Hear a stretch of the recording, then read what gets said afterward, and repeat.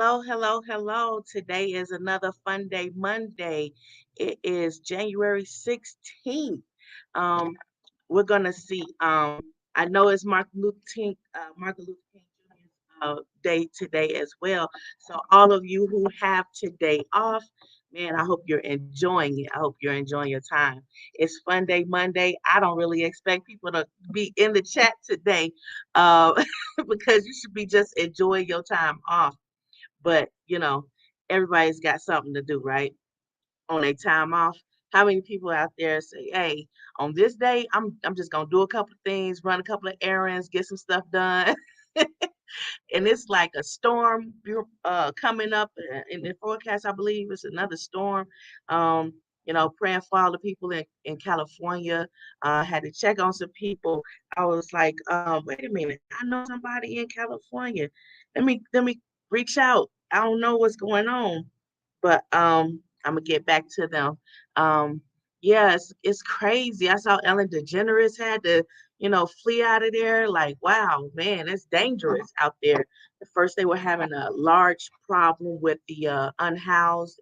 People were working two jobs. What'd you say?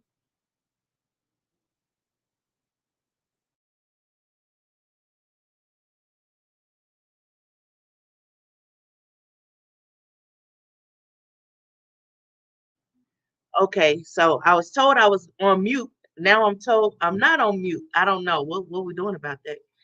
It's always some technical difficulties when you got a message, but that's just the things messages deal with. Roll with it, rock with it. But anyway, I noticed that there was a large unhoused problem out in California where a lot of people were working two jobs and they still couldn't afford housing, and it was ridiculous. And I know me for one, I was praying because yeah, that's not cool. That's ridiculous. It's like, why is it that so many people are unhoused when you know, you got a job? You shouldn't that shouldn't be your problem. Why is that your problem? They say that's a problem for people who don't have a job. Hey, Sean Anthony, thank you for coming. Stay tuned, stay tuned. Speaking of Sean Anthony, it's like people say, oh, well, when your kids get of a certain age, kick them out the house, kick them out the house. We don't have time to be kicking people out their house and tell them go find new housing when the rent is too darn high. What's that guy name who said the rent too high? Somebody type that in there for me. Who said the rent is just too high? Even then, praying like God, it's just going, increasingly higher, and sometimes by leaps and bounds higher because people are taking advantage of the market. And then you have inflation, and inflation is like, oh my God, what are we going to do? And a lot of people say, well, it didn't hit me yet. It didn't hit me yet. And what I've been trying to press here is when you do something to one, you've already done it to all. It's just a matter of time how hard it's gonna hit you while you're sitting there watching it be done. Wrong is wrong, just try to do the right thing. But anyway, and then there's also, the food shortage. Everyone's trying to everyone's trying to get eggs. The news, everyone's looking for eggs, trying to get eggs. Hello, Matthew. Hello, Matthew. Thank you for coming. Hey, stay tuned, stay tuned. I don't know if anybody's been paying attention, but like the price of eggs is skyrocketing to the point where it makes a lot of people on the news saying it's making them feel like they can't afford the cost of living. And it's drastically higher than, you know, just a little bit ago. And it seems to be price gouging matters that's going on. And all of these things is going on top of the fact that people are losing loved ones and friends left and right because they're dying, and some are dying suddenly without any kind of notice or warning. And it's difficult to deal with and juggle all of those things all at once, on top of the fact that you're trying to survive, you're trying to live. And it's like, what do you do? Now, I know I've told you on the show a couple of times now, I try to get people comfortable with the idea and the concept of talking to a that vent appropriately. A lot of people have friends and they're like, well, I talked to my friends. I talked to my friends. I scream at them, they'll scream back. And Yeah, your circle getting smaller because you talking to them and you hurting their feelings or whatever. And it's like when you tell them something, when you confide in them, it's not the same as talking to a counselor who is paid to be, uh, you know, 007 when it comes to your business instead of, airing it all out like chatty Cathy. Your business is your business. And when you're going through something, that's the last thing you need is for that, come back at you, somebody throwing it in your face or telling somebody else or rumors ensuing because they understand you weak and you're vulnerable at the moment. So it's like that's one of the reasons why some of the people who need to vent anyway and can't hold it in, they end up talking to strangers, and they may know people, they may know counselors, they may know psychologists, they may know psychiatrists, they may know a doctor, they may know somebody that they can talk to and vent to, but at the same time, it's like, I can't talk to them. I know them. They know me. I can't talk to them. They might air my laundry. They might, they might say something hurtful and then that'll ruin a friendship. That'll ruin our relationship if they know this about me or whatever the case is. So I was talking with a young lady this week and I told her to watch the show and to definitely binge watch the other shows that I put out there, the other episodes. I'm not, I'm far from being professional on, trying to speak and be out here talking in front of a bunch of people. So you in at the ground floor. That's how I try to tell everybody. This is the ground floor right here. And I'll get better as time goes on. I used to do things in the public years ago, but I've not done anything. So it takes me a while to try to adjust and talk for a whole hour was like, what? You want me to talk for how long? God dang. But it's an interactive show. So you guys come on in. And I told the young lady, just like I tell anyone, come into the comments, say something in the comments, and I'll try to address it as best I can. And then you'll get to learn more about how I handle people in their times of need and how I can help you feel more comfortable so that you realize that there are people out here that you can talk to and they can keep your business without and they can be discreet when you are out in public and you're airing, something that's going on with you. So there's many options. Don't be discouraged because you got hurt by some other counselor or because, you don't feel like it's for you. I think very soon it's gonna be like just the norm. You're gonna have a friend that's like a psychologist or a counselor on speed dial, like, look, I just need to talk to you for a minute. And that's fine. I think that we're really rapidly headed towards that way. And I think that it's really necessary. And even if, you're not able to pay, I think you could work something out where you could say, well, look, you're the best one that I know, and the only one that I found that's this good, that I feel this comfortable with, and making this much progress with. Um, and I haven't even started yet. Is there some way we can work out a payment arrangement where I can pay you? People have said that. People have asked me that on many occasions, and many occasions I have acquiesced to say, yeah, I got you. Don't even worry about it. You need help, I got you. Don't worry about it. But anyway, everybody's not like that because yes, everybody has bills to pay. But you know, I believe God. So I don't want for anything. And when I do, I know how to pray. There we go. And that's out there. So anyway, grief counseling is not just for a particular grief counselor that's titled grief counselor. It's for it could be someone at your church, the mother, the church mother, the quiet one that sits there and all she do all day. And you know how the church mothers always hum. They don't have a word to say, but they got a lot of humming that they doing. And it's like, man, that humming is doing something. It's actually old school. That's an old school way of praying. They say that's the way to trick the devil. The devil can't understand what you're saying when you humming. I've been around a lot of old school people and I learned a lot of good tricks. And what I've come to find is those tricks are really helpful. They're really good and they work. So I'm not just saying it to be saying it. I'm telling you that a lot of times when you need something, you find the help in the most unlikeliest of places. And Not just that, but it sometimes provides you far more comfort than what you get when you're looking for or expecting a particular person to be that helpful. You find it somewhere else. It's been oftentimes where I've spoken to someone and he's a plumber, he's a handyman, and here he is. He said, I know I look like a hillbilly, and you may not have expected me to say all of this, but he was really profound and eloquent in his speech and the message that he had to deliver. And I was blown away. I was like, no, I don't look at anybody in any particular way. If that was the case, I wouldn't have ever, told you, yeah, you can come on into the house. I would have told you, nah, I'm gonna get another handyman.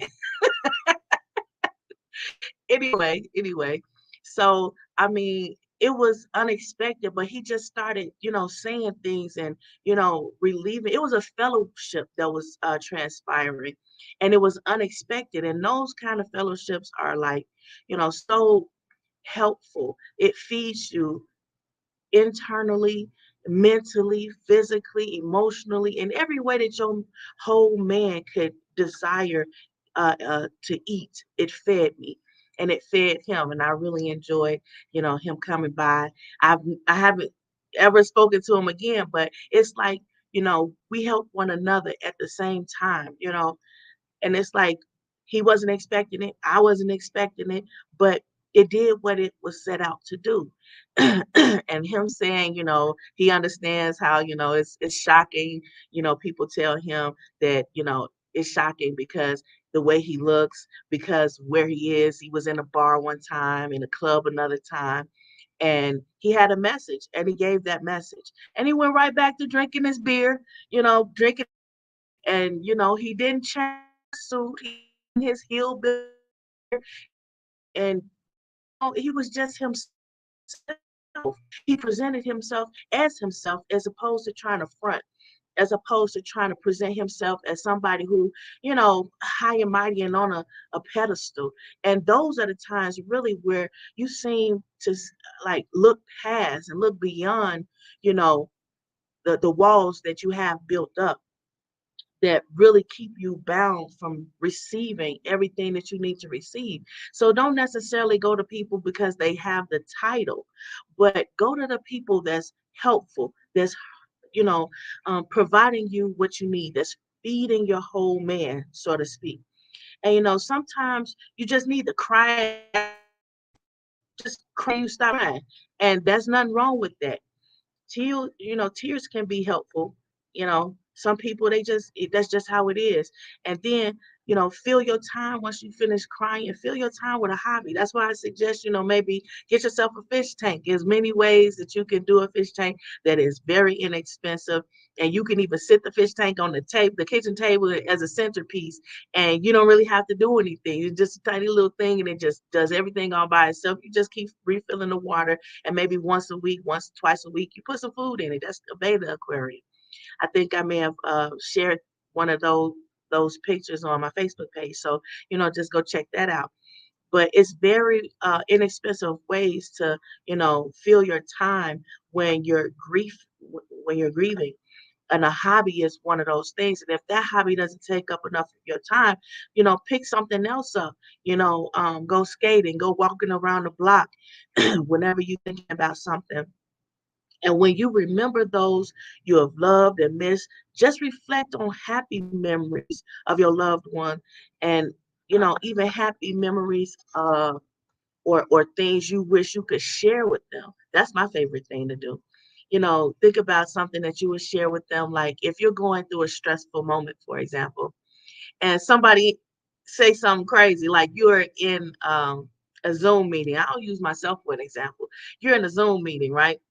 And you're saying something crazy to me, and I just look up like, if my friend was here, if my boy was here, he heard this, we just save it for later, but we just tear this apart, just jokes all day, 24/7 until the next Zoom meeting where we gather more material. But it's like, man, I had lost a friend, a very close friend, my kid's godfather. I made him my kid's godfather because we were so much alike, and I don't know, I miss him, but and I miss his infectious laugh. His infectious laugh. Ted was hilarious. He was a really good guy, really great guy. And, during those moments, I think about, instead of thinking about it in a depressing way, just think about, his laugh. I think about how we would joke around about stuff. And, it's still because it's so recent, it's so it just happened, and it's difficult to get over one death when you have another death that back to back to back. It's very difficult. I remember when I was attending UIC downtown Chicago, it was difficult for me to concentrate on my studies because 19 of the Shuttlesworth family members had passed all back to back to back. And one of those members was my grandfather, William Shuttlesworth. So it was very difficult. And then having to deal with Uncle Fred's death, and knowing that he was ill and how he was ill was like, man, it was just, heart wrenching because you're in school all the time and your book is in your face and your nose is in the book instead of you, attending those family reunions, and instead of you, picking up the phone and staying on the phone more than the time that you have because you got to get your schoolwork done. But you don't have much time to spend with your family member. And it's like all of these things, your family member, loved ones, friends, whoever it is you try to spend time with, and it's like all of these things are going on, and you're like, well, I don't have time to talk to them. How do I have time to talk to a grief counselor after they've gone? So that's why it's important to understand different ways to seek counseling, different ways that you can, you know, endure the grief and overcome the grief. And one of the ways I like to do is that one. Another way I like to do it is I like to think about them and think about things that we'll share when I make it to heaven with them.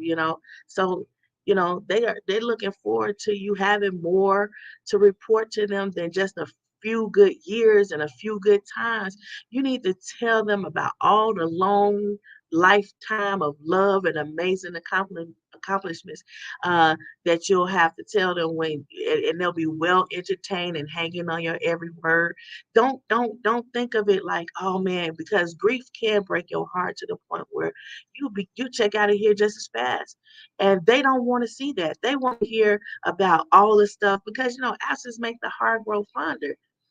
You'll need to tell them about all the stuff you did while they were away. So live for them and the stories you'll tell them when you are reunited. And yeah, they say absence make the heart grow fonder. I'm not saying anything new.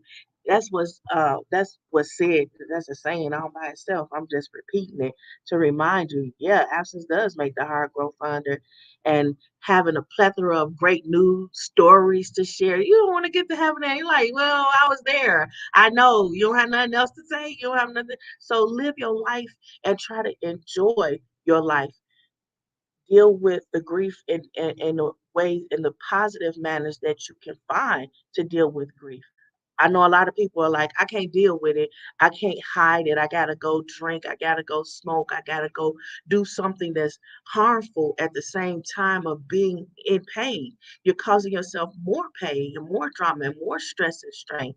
So, in that type of situation, you want to try to maybe find other people that you could talk to so that you can find, you know, comfort in them if the hobbies and other things that you're using to distract yourself isn't helping, and um, I was thinking, um, I was telling someone who was trying to grieve um about these type of things. I'm a little distracted today. It's been a lot of things going on with me personally, and the adventures of trying to complete this program that I'm in, and it's like, I wish this was over already because it's really distracting me. Anyway, I was trying to tell someone about these particular things, and a lot of times people they don't understand. Um, and they don't want you to think they're crazy for, the ideas. But, you know, it beats the crap out of talking to yourself all the time, just because you need somebody sane to talk to. So you talk to yourself, and that's fine. Talk to yourself. But when you think of it this way, you could tell them of your adventures, and they can then tell you of their heavenly adventures, and you will, then y'all can share what you did while, uh, you what they could tell you what they did while you were still on earth waiting to get to heaven, and talking, sharing stories with them, and you could tell them. And I think, that's why, heaven is heaven, because a lot of people, they're like, man, I can't wait to tell them this, but I'm gonna see what else is up here. And then I'm gonna tell them when they get here. I'm gonna tell them this, and it'll be a great reunion. You know, it's good to remember your loved ones instead of thinking you gotta ball it up and never remember them again because they're gone and they're out of your life. And that hurts you more than it does help. So you can remember them in a fun way. And this is a really fun way to do. And it works really well. Let's just hope we have a lot to talk about when we reunite, when we get back with the people in heaven. Anyway, some people have lost a child, and some mothers have had rainbow babies. Some people have carried a baby, and for whatever reasons, the mother didn't have time with the baby. Rather, the baby disappeared during early gestation, or the mother held the baby through the delivery, or the baby had a shorter lifespan than you had expected. It's different reasons why, people grieve, and it's okay. And the thing I didn't like, about the reversal of Roe versus Wade is that so many times people were trying to tell women, don't grieve, don't say anything about, your loved one being gone, or your baby being gone, or it wasn't a viable baby. And it's like you shoving it under the carpet. But is she able to do that? Is she able to mentally take, you know, to do that mentally? And it's like there's no regard for her mental well-being, even if, she decided that she was going to abort the baby for whatever her reasons were. You have to understand that your baby was a part of you. You and the baby was one at one point, and they know you inside and out. So they know, and they've already forgiven you. They understand you. They know how you feel because they felt what you felt. So they understand you. But that doesn't mean that you have to forget them. And a lot of times people grieve in ways that no one else is aware of, and nobody knows, because they're like, well, there's so many things going on. For example, um, I mentioned, grieving over my grandfather and my uncle, and it was like, even though Uncle Fred was gone for a long time, it seemed like it was such a short time ago that he had passed, because my nose was always in a book. I was always studying. I was always busy, and because I stayed busy, the memory of his absence stayed fresh. So what am I saying? Sometimes when you avoid grieving, and you avoid the pain that it causes, instead of addressing it and trying to move beyond it and excel in your life regardless of the pain, it kind of preserves the problem instead of resolve the problem. So you have to think of it like the person that you're talking to, or the counselor, the grief counselor, psychologist, psychiatrist, whomever it is you're talking to, you got to remember they're human too. And because they're human, they have feelings. And likely they have the same story you have, or very similar story that you have. They are human, and they're going to help you as best they can. But the number one thing that I tell everyone, I say it to everyone, the number one thing that you have to understand is you. You are the main person that's going to help you get over whatever ails you, because you have to, you know, think about ways to help yourself. And you could tell a counselor, or a psychologist, or the church pastor, the church mother, whoever it is you're speaking to, that you okay, that it's not a bother to you, or whatever the problem is no longer a problem or you over it. But really that's just lip service and you're not over it and it's eating away at you inside, mentally, maybe even physically. And there are some studies that are out there that will show you that there's a correlation between you having experiencing uh, trauma, whether it's a mental trauma, a loss of a loved one, or some, great strain, and it impacts your health in a negative way. You can get sick. You can even die from broken heart syndrome. You could, you know, some people have conducted studies where they're trying to correlate whether cancer in a person who experienced a trauma, um, were they ever diagnosed with cancer before they were diagnosed before they experienced the problem. And a lot of times they're coming to find that there's not even a history in the family of the person having cancer, or even a possibility of them, later developing cancer. But it was the trauma that they had experienced that caused the cancer, because apparently there's something in the body where the body automatically tries to heal itself. And because it's automatically trying to heal itself, um, it creates cells, extra cells that tries to keep itself comforted and heal itself. Then when the trauma is over, those cells, they still have to go somewhere. And sometimes they don't dissipate fast enough. They don't disappear. They don't dissolve fast enough. They don't go their separate ways fast enough. And what it does is it turns into a cancerous cell. And because it's a cancerous cell, there's a cancerous growth. So there's some studies out there. They're trying to figure it out. They're trying to track it. So I definitely encourage people to participate in those studies and the research, and don't think that they're just trying to clone you. There's some good stuff happening out there as well. But yeah, definitely stay protective of your DNA and your cells. And definitely, participate as far as you feel comfortable in these studies so that scientists can get a good grasp on these things, because during the pandemic everybody leaned to the scientists to provide medicine, to provide something that protect them. And blame the scientists, like, why don't you have this? Why is it taking so long? We're locked in the house, we all on shutdown. So it's difficult to have those things if people are not participating in the studies. So it's definitely important to participate in those studies. But anyway, so excuse me. So some of the people that I talk to that experience loss with their babies, mothers who are still mothers, regardless of how many still walking the earth and breathing and living on this earth. You're still a mother. I don't care how you became a mother, you're still a mother. You're not crazy. You're sane. That was your baby and you're a mom. Okay, so now that we got over that, I want you to know it's okay to cry and to remember your child. Name your rainbow babies.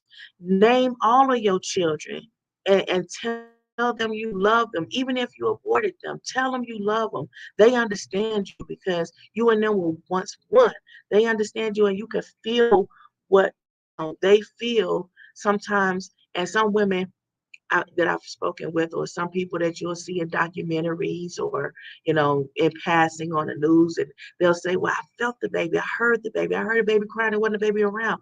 It's like people, those women feel like they're going crazy. They're not going crazy. You just need grief counseling, and you need to understand that it's okay for you to name that child.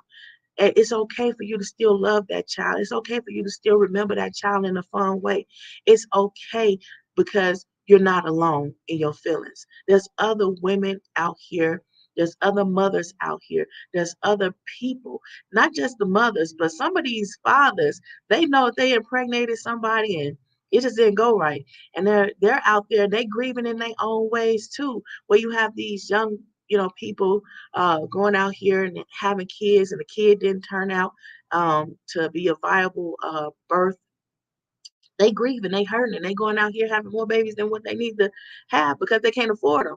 People deal with grief in many ways, but if we turn it around and do it in a positive way, then we could get past it a little better than what we're doing now by bottling it all up and then it explode in different ways where we at school or at work and at the supermarket and movies and we can't deal um with a safe environment around those people who are hurting and no one knows why they're hurting. No one's talking about why they're hurting. So it's okay for you to find a better way thinking out of the box to deal with, how you're going to deal with your loss, how you're going to deal with your grief.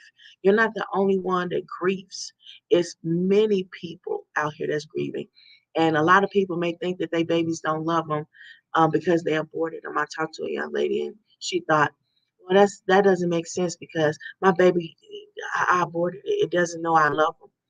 And I'm like, no, that baby knows you love him. That baby know you as mom. And one day it's looking forward to you coming to heaven. And it could tell you and confide in you that it was okay that you made the decision that you did, especially considering where it ended up in, how it ended up in heaven and was able to avoid all the hell on earth.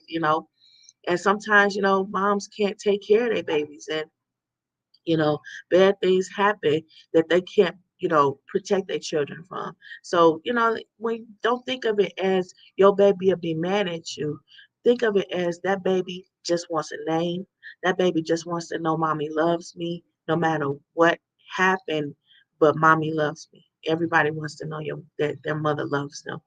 So it's okay to love them back because, they already love you. Just love them back. It's okay. Love covers a multitude of sins and a multitude of, I didn't know better, a multitude of, oh, I made a bad decision and it ended really bad. It covers a multitude of things. So just love your babies back. I can recall being in the NICU um, with my twin nieces. And years later, when I was in the NICU with my firstborn and then again with my last baby, it was really difficult trying to encourage people in this manner um, while also trying to deal with the grief on my own. Now, I'm not saying that the young lady who I spoke with um, said anything about, having a baby or that she lost or anything like what I'm saying. What I'm saying is there's a lot of different ways to grieve. And because of grieving, you know, in different ways, it's like when you think about all the grief that someone else has endured and the way they're enduring it, there were other people in that NICU who were hurting, hurting more than what I was because, you know, I'm like, I'm gonna pray my baby through this. My baby gonna get through this. We getting out of here. I'm not trying to stay here, and I'm gonna hold my baby. Even though they say I can't hold my baby, you can't tell me not to hold my baby. I'm gonna hold my baby. And they say, well, mommy, you got to put the baby down. No, I'm going to put the baby down after I finish nursing the baby. And the baby never stopped nursing. So, and even when you try to stop nursing the baby wake up and now it wants to eat again. It's going to cry until it eat again, even if you change the baby's pamper. So it was great that it seemed like the baby was on one accord still with me, uh, knowing that, I didn't want to put the baby down and the baby, kind of knew I didn't want to put the baby down. So that was pretty cool that we could be on one accord together, even though the baby was already out. So if that's the case, then it's gonna definitely be the case that if your baby and you don't get enough time to bond on earth, then it's gotta be the same way that y'all still had that connection. You know, you still had that connection with that baby like that where sometimes you may hear a baby crying. Sometimes you may feel like, man, I really wonder how old the baby would be, what the baby would be doing at this particular time. And that's fine. Deal with it in the way of going through it. Oh, the baby will be 10 now. You know, the baby will be doing this right now, probably doing that. And I'd probably be telling the baby, no, no, no, and give the baby a name. Don't just say the baby, don't just say the rainbow baby, but give the baby a name. Um, the reason why I was talking about babies is because sometimes people, they have so much grief, they can't imagine how Anybody else could grieve any harder than them. That's why I'm talking about this today, because somebody's grieving, and I'm not comparing grief. Sometimes, like, you know, you're okay if, and this is a way to be even better. And sometimes counting your blessings means knowing that there's somebody somewhere that still loves you, and who loves you more than somebody who made it to heaven. Somebody that knows you, loves you, and made it to heaven. So if somebody hasn't lost someone that they know they made it in, that's sad. That's the biggest grief you could ever grieve. So and if you have that, you know, don't be too sad. Be happy that somebody up there looking out for you, and somebody up there loves you, and there's nothing you could ever do about it. So now that we've talked about grief, and we've talked about Martin Luther King Jr. A bit, I know a lot of people are saying, well, why do we have to do a Martin Luther King Jr. Day and a whole month of February of Black History? Yeah, I have a different group of friends.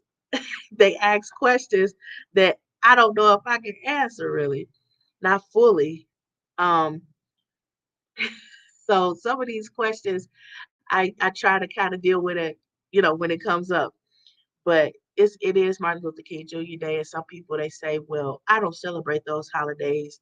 Um, that Christmas, all of these Dr. Martin Luther King Jr. Day, um, Black History Month. I don't celebrate none of that. Cinco de Mayo. I don't celebrate any of that. What I say is enjoy the time and use it as an excuse to do something that you don't normally do, like, visit with loved ones, visit with friends, and just set aside that particular time to, talk to people that you don't normally talk to. So if you do lose them and you're waiting to most convenient time to talk to them, you at least have that one day that you don't celebrate the holiday on, but you use that one day to go and say, hey, and talk to them for maybe a minute or two, or just spend some time with them and tell them you're thinking about them. And before you part, just say, I love you.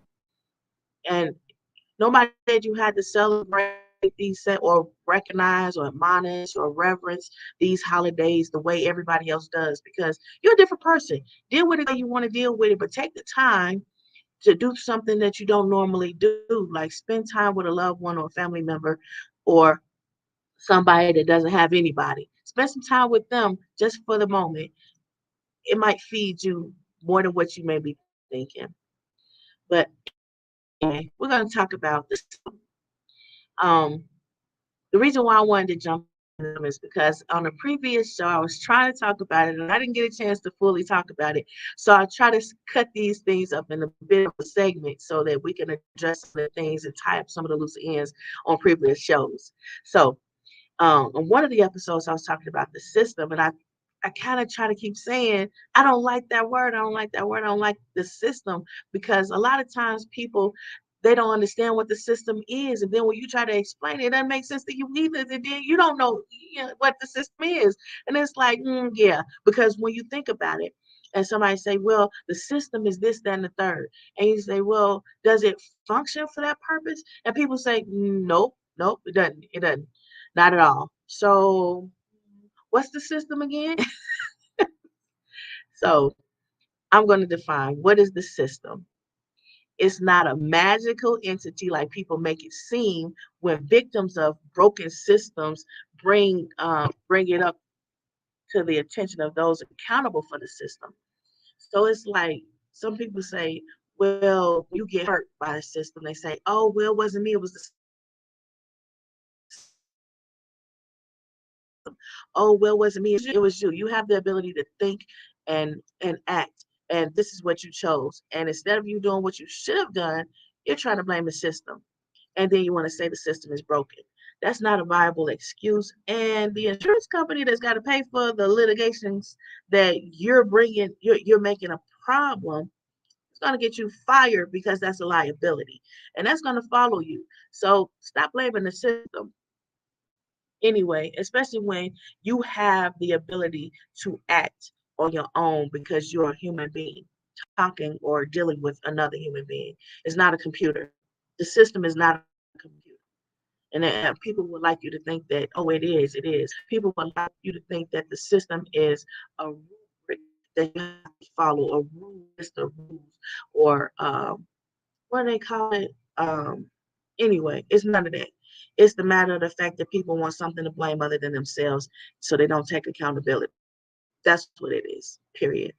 Okay, what has it become? The system has become more of an excuse or a fall guy for when no one wants to assume a liability. And yet, it's a way to perpetuate concerns that threaten to bankrupt companies via multiple litigation processes that are becoming increasingly commonly habitual across many industries, and industries cannot afford the financial burden of these old mindsets that the company has created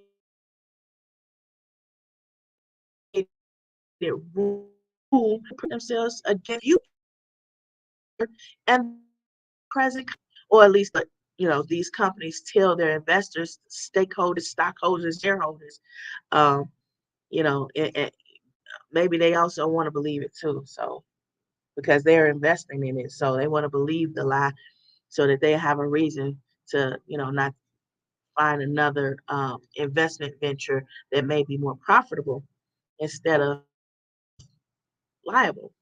But anyway, I know I said that really fast.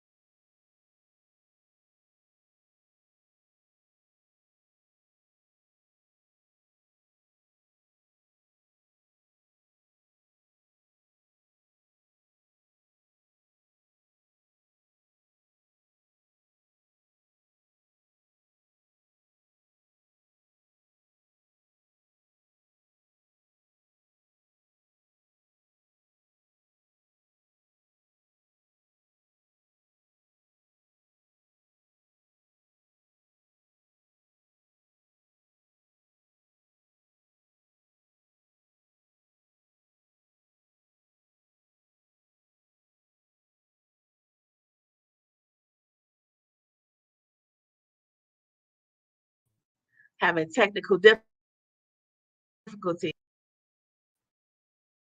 It is what it is. Sorry about that. Uh, I didn't freeze. I dropped off signal, but it is coming. So it is what it is. System. I don't like when people say the system, because it seems more like an excuse than people taking ownership of things and being able to move on.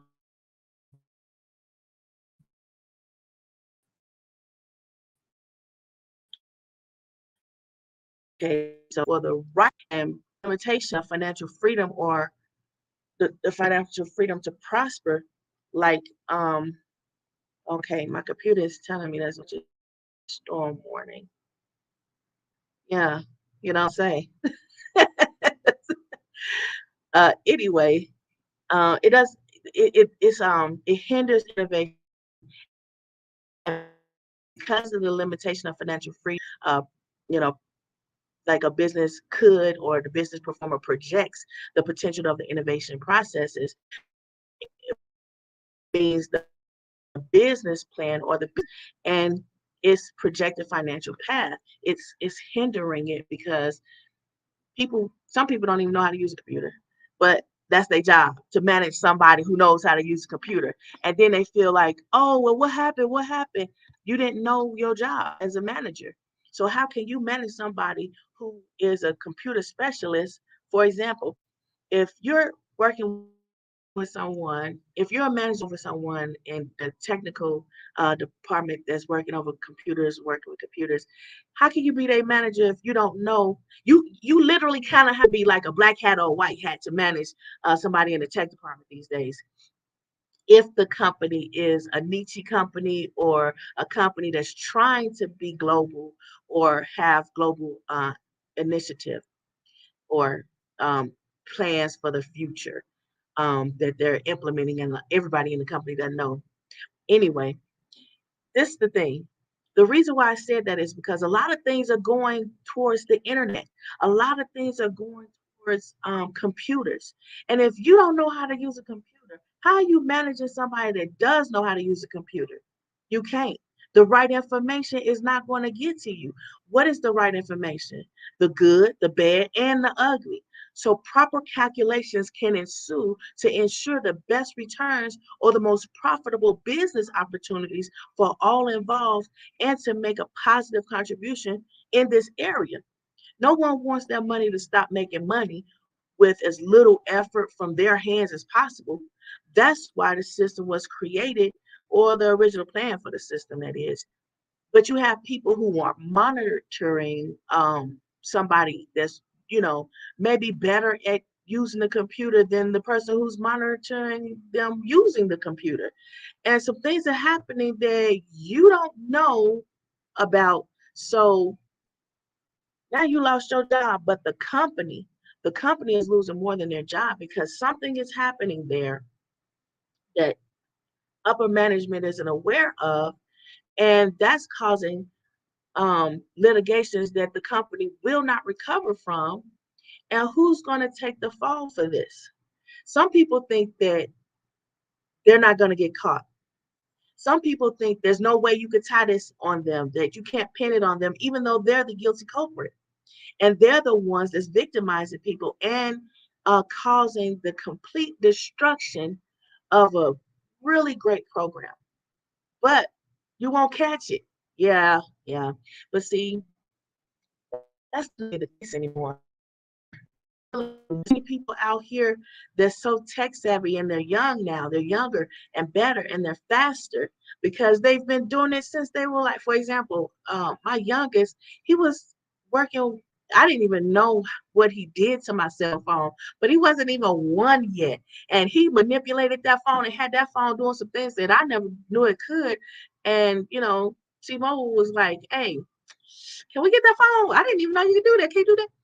If I'd have been smarter, I'd have made them either pay, or I'd have kept it until I could figure out. But I needed a phone. I needed a phone because I'm very far away from home, oftentimes, and I need somebody to call and talk to and say, "Hey, come and get me. I'm over here. I'm over there," or "Where are you?" Or I'm like terrible with directions. I'm trying to get better, but I'm like terrible with directions. And I use that Google, boy. Google Maps, that's my friend. I'm on there like turn left, you mean right here, and I'll just keep.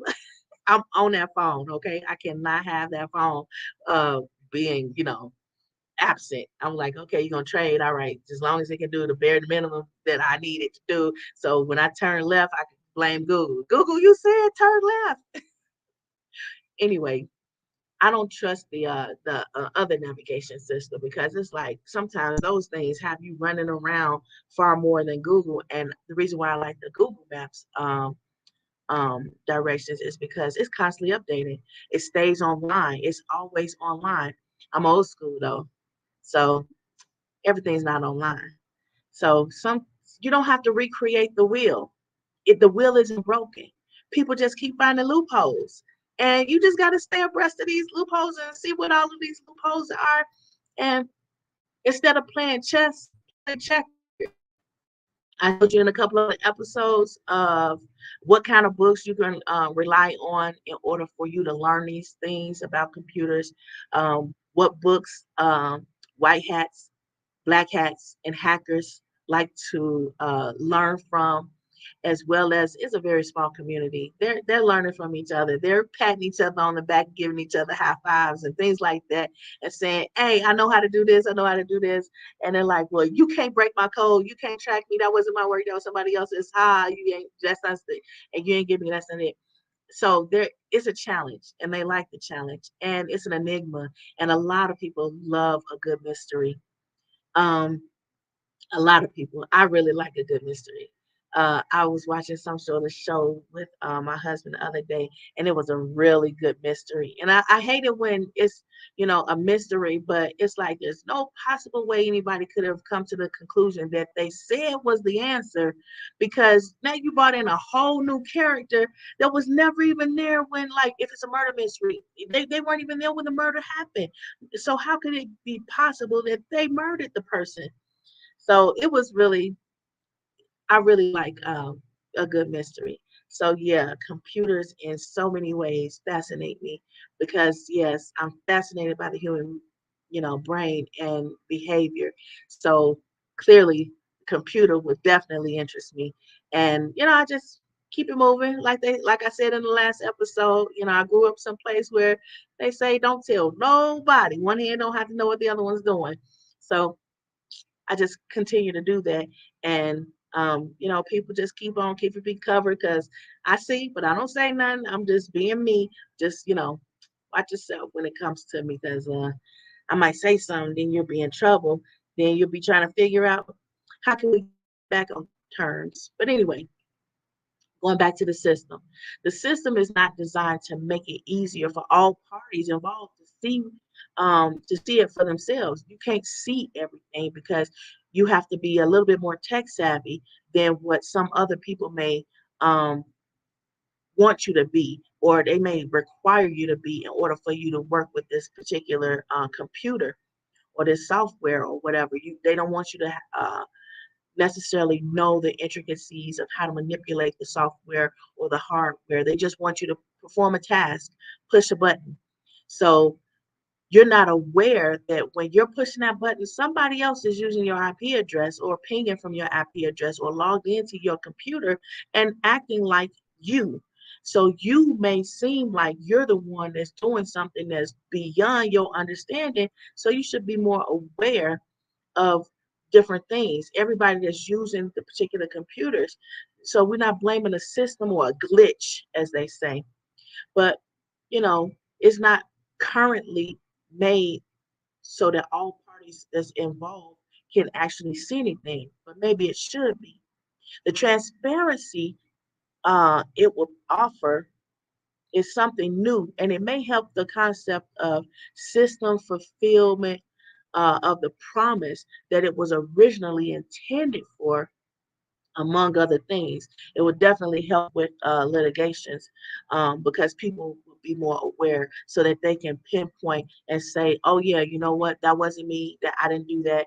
I don't even know how to do that, but I found out how that works. And this is what happened and this, that, or start to tell people who to look for instead of always looking for the easy answer, like in a mystery.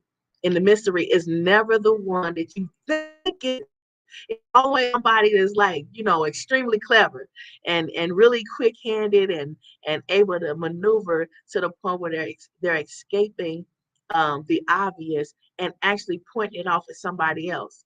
Now, being in the African American community, that happens so often that it's like, man, they're not calling it black magic. That's how you do. It's like, no, that's just survival at this point. Anyway, how is the system currently working? This may shock you.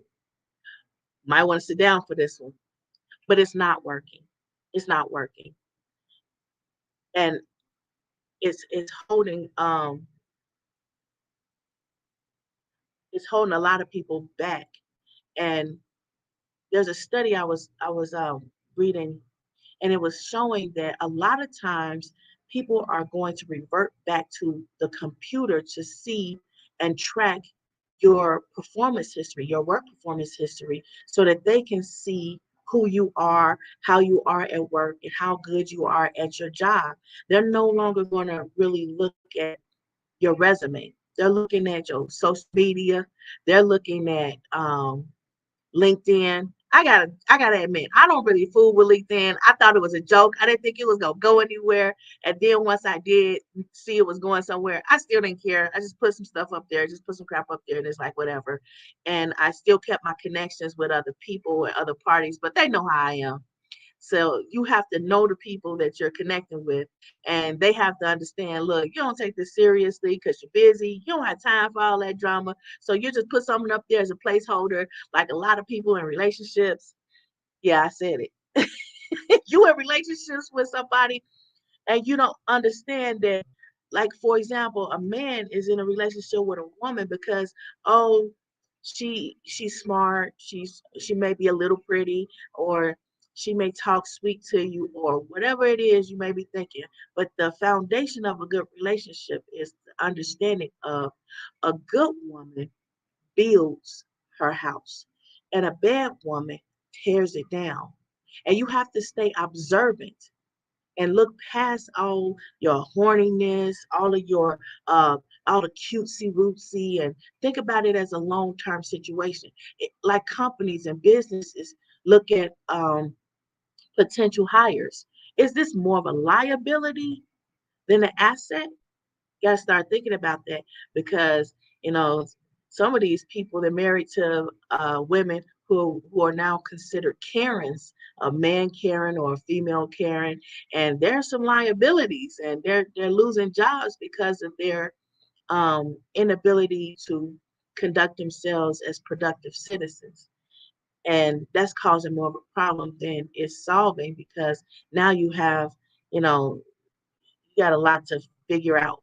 So I'm just saying that's something you might want to consider instead of looking at the superficial, dig deeper.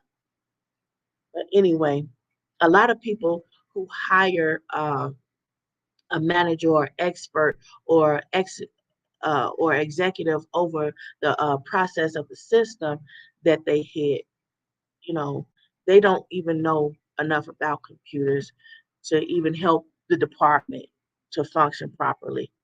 Furthermore, they don't even understand how to track the code to see who altered the code and essentially sabotage the company's software and reputation as well as the business. So that's why it's important for you to dig deeper to understand who it is and track what they had company happen, your name attached to word, and that's going to become increasingly vital to having the type of lifestyle that you may consider is livable wages or livable uh, resources or housing.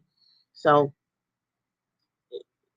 a lot of people are doing some wayward um, things that's against the proper business etiquette, and they think they won't get caught, but it's in the pipeline.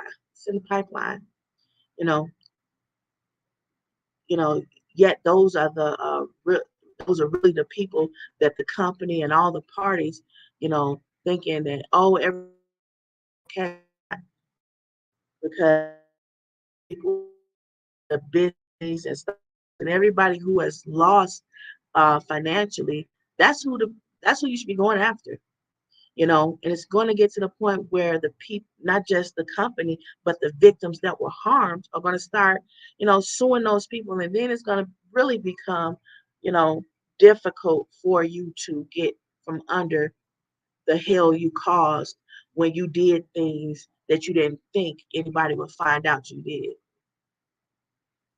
Okay, so the problems the predators are causing in big companies and with global exposure potential without the predator being fully accountable is mind boggling. And it's becoming increasingly apparent that companies should be compelled to take action. And it is in the pipeline. And I can't say it enough, um, but this is the end of my show. I don't have time for anything more. But I want to say this is one of the largest reasons why companies have been hacked, and 24/7 security plus operator opportunities are vital for companies. The way forward with this approach is a huge issue to tackle, yet it's a vital step forward for financial functionality issues. But it's also too much to unpack here, so feel free to contact me outside of the live stream. And again, I try to break it up and do different things. So do different topics just because it's the internet, it's YouTube. People don't want to dwell on the same topic. They just don't. They don't want to see the same thing. They don't want to hear the same thing, and they don't want to dwell on the same topic too long. So feel free to hit Iridition in the inbox, the chat, or whatever means you see that you can reach out to continue to talk about that conversation. And if somebody was in the comments talking and saying and commenting, we would have done, more on that. We would have went a little in that.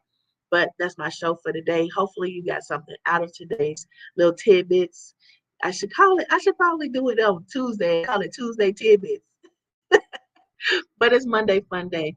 Everybody enjoy your little time off. If you didn't get time off, just take some time for yourself. Me, I take a little time every day on throughout the day because my mental health is important to me and everybody that I have to deal with. All right, and help people I love to help. But anyway, that's the show for today. Mental health. Oh yeah, mental health is physical wealth. Don't forget.